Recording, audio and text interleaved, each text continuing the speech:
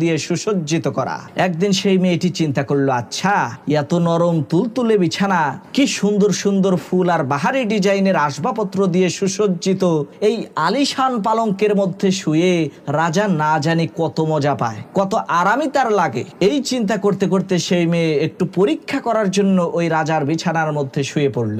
দুর্ভাগ্যবশত মাত্র 2 মিনিটের মধ্যে ওই মেয়েটার চোখে ঘুম চলে আসলো। রাতের বেলায় যখন রাজামশাই বিশ্রাম নিতে আসলেন, এসে দেখেন তার বিছানার মধ্যে চাকরানী মহিলা ঘুমিয়ে আছে। এই দৃশ্য দেখা মাত্রই রাজার মাথায় আগুন ধরে গেল। তৎক্ষণাৎ রাজামশাই সিপাহীদেরকে হুকুম করলেন, এই চাকরানীটাকে চাবুক দিয়ে আঘাত করো। রাজার কথা অনুযায়ী সিপাহীরা ওই মেয়েটাকে ধরে এনে চাবুক দিয়ে আঘাত করতে লাগলো।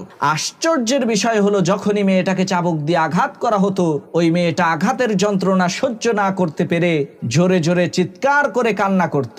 পরক্ষণে আবার খিলখিল করে জোরে